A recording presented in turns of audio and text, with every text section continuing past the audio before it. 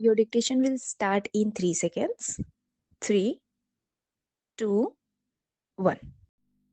The Industrial Finance Corporation Act was passed in the year 1948 to set up an institution for providing medium and long-term credit to industrial concerns in India.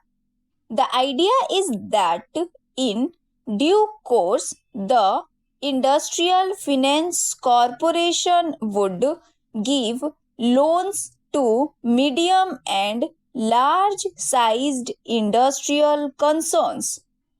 Subsequently, the State Financial Corporation Act was passed in 1951 primarily for the help of smaller industrial units. The Industrial Finance Corporation Act was amended in 1989 and 1997. The main amendments effected on the last occasion were to authorize the corporation to guarantee deferred payments in respect of import of capital goods from abroad and to enhance the corporation's borrowing powers.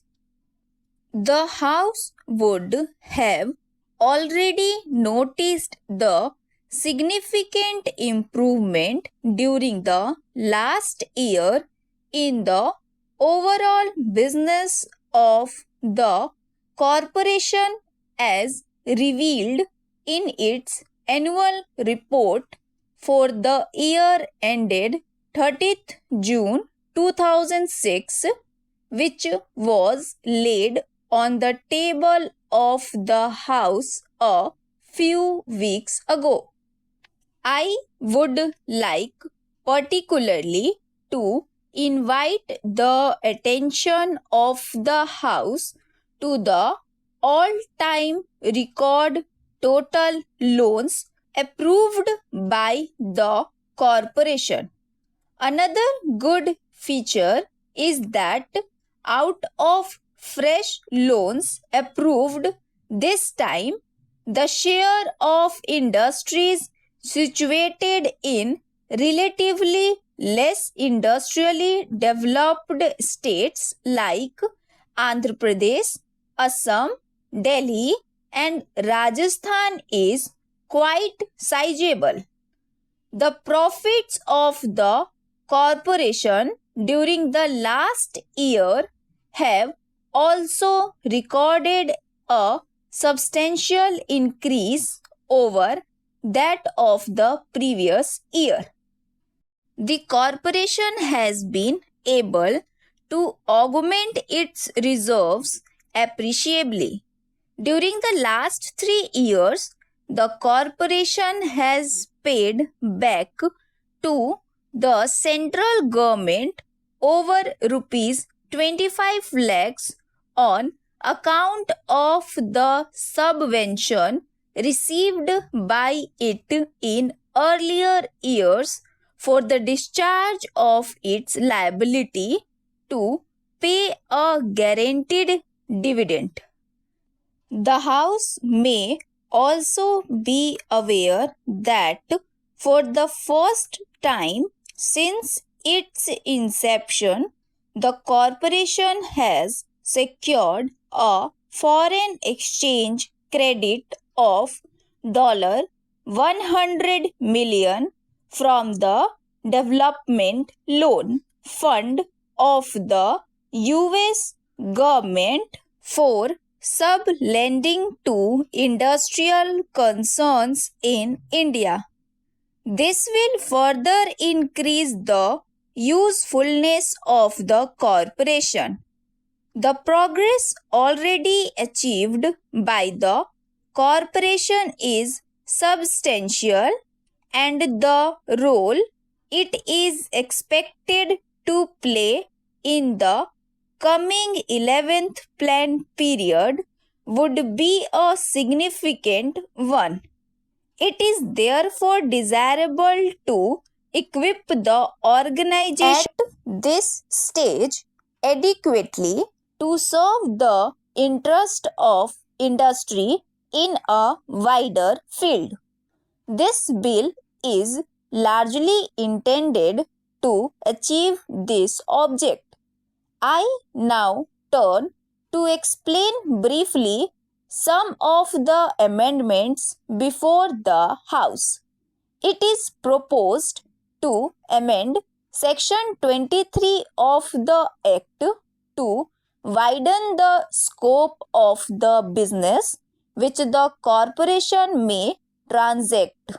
The corporation is at present authorized to guarantee loans floated by industrial concerns in the public market, but not loans raised by such concerns from banks. It seems but proper that facilities should be provided in a suitable cases for industrial concerns to secure bank accommodation on the guarantee of the corporation. Again, the corporation now can guarantee deferred payments for import of capital goods from outside India, but it cannot guarantee deferred payment in respect of capital goods manufactured inside the country. It seems desirable to extend the scope of guarantee of deferred payments to the purchase of indigenous capital goods also. There has been a demand from business circles that the corporation should have powers to guarantee credit arrangements made by Indian industrial concerns with foreign institutions like the Export-Import Bank of the USA. It is proposed to meet this demand by authorizing the corporation to guarantee loans in foreign currency subject to the prior approval of the central government. Under the existing charter, the corporation is empowered to underwrite the issue of stocks and shares, etc., by individual concerns, but is precluded from subscribing directly to such issues. In the context of rapid industrial development of the country, industrial concerns in the private sector have to raise large amount of capital. It is felt that with the association of an institution like the Industrial Finance Corporation, industrial concerns will be in a position to raise more capital with relative ease, reducing thereby their dependence on the corporation for direct loan assistance. It is therefore proposed to amend the Act to permit the corporation to enter this new field of direct subscription to capital issues. The grant of long-term loans to industrial concerns still continues to be the most important business of the corporation.